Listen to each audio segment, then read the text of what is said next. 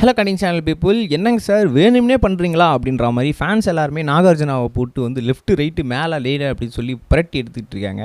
என்ன நடந்துச்சு அப்படின்னு பார்த்தீங்கன்னா, ரீசெண்டாக வந்து நம்ம நாக சைத்தன்யா அது மட்டும் இல்லாமல் ஷோபிதா இவங்க 2 பேருக்கும் என்கேஜ்மெண்ட் அப்படின்றது நடந்து முடிஞ்சிருச்சு. அந்த ஃபோட்டோஸ்லாம் கூட ஒரு சோஷியல் மீடியாவில் போட்டிருந்தாங்க.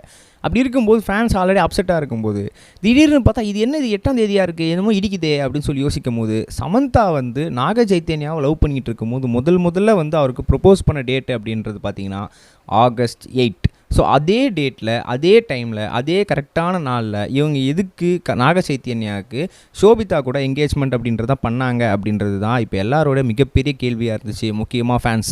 ஸோ இங்கே எல்லாம் என்ன பண்ணாங்க அப்படின்னு பார்த்தீங்கன்னா, ஸ்ட்ரெயிட்டாகவே போய் நாகார்ஜுனா சார்கிட்ட கேட்க ஆரம்பிச்சிட்டாங்க. அவருக்கு என்ன பதில் சொல்லியிருக்காரு அப்படின்னா, இல்லைங்க நாங்கள் வந்து வேணும்ட்டே சமந்தாவை பழி வாங்கணும்னு சொல்லிலாம் பண்ணலங்க, நீங்களே ஏங்க இப்படிலாம் நினைக்கிறீங்க, சமந்தா என் பொண்ணு மாதிரி, நான் இப்போ வரைக்கும் சமந்தா கூட பேசிக்கிட்டு தான் இருக்கேன், அவங்க உடல் நலத்தில் நான் கவனம் செலுத்திட்டு தான் இருக்கேன், விசாரிச்சுக்கிட்டு தான் இருக்கேன், அதனால் வந்து அவங்க வந்து நான் பழி வாங்கணுன்ற எண்ணம்லாம் எனக்கு கிடையாதுங்க, அவங்களுக்கே தெரியும் நான் வந்து எங்கள் ஃபேமிலியை தாண்டி நாகார்ஜுனா சார் அப்படின்றவர் எவ்வளோ சமந்தா மேலே அன்பும் பாசமும் வச்சுருக்காருன்னு சொல்லி அவங்களுக்கே தெரியும் அப்படின்னு சொல்லியிருந்தாரு.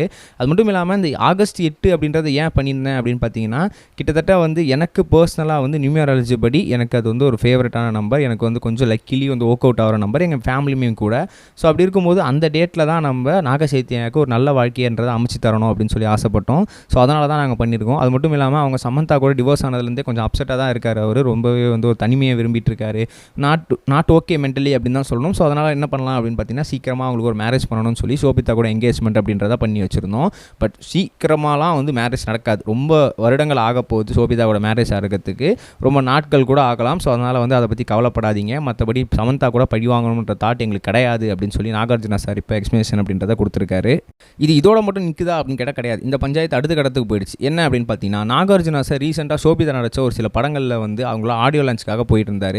அந்த ஆடியோ லான்ச்சில் அவர் வந்து ஒரு சில பேசின கான்ட்ரவர்சியான வார்த்தைகள், முக்கியமாக ஷோபிதாவை பற்றி பேசின வார்த்தைகளை இப்போ திரும்ப வந்து அதை வந்து ரெக்கார்ட் பண்ணி அவங்களுக்கே போட்டு காமிச்சிட்ருக்காங்க.